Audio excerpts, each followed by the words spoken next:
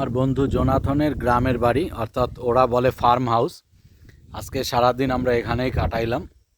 খুব ওখানে ওর পাশে ওর আপেল বাগান আছে, আমরা আপেল বাগানেরও পরিচর্যা করছি।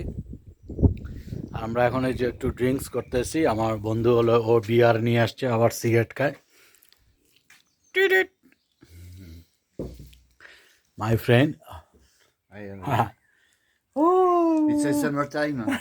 it's a summer time, so It's we a are summertime. enjoying. Yeah, It's summer a is summer. coming.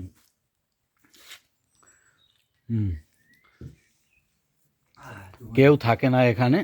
এখানে প্রচুর গাছ আছে ওদের, বিশেষ করে হলো ওর আপেল গাছ অনেক, প্রায় 22টার উপরে আপেল গাছ আছে।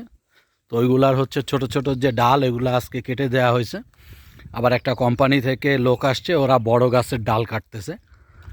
খুবই সুন্দর, কিন্তু কোনো মানুষ নাই, জন নাই, আমরা দুইজন। আর ওর হচ্ছে হলো একটা ফুপি আছে, সে মাঝে মাঝে আসে, একটু দেখাশোনা করে। তো এটা হলো কুকুরের ঘর।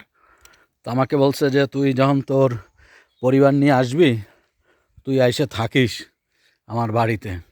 কিন্তু এত গ্রামের ভিতরে, যে এত গ্রামের মধ্যে বাস করা খুব কঠিন।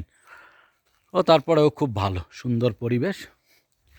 তো আমরা সারাদিন আজকে অতিবাহিত করলাম, একটু পরে আমরা রওনা দেব।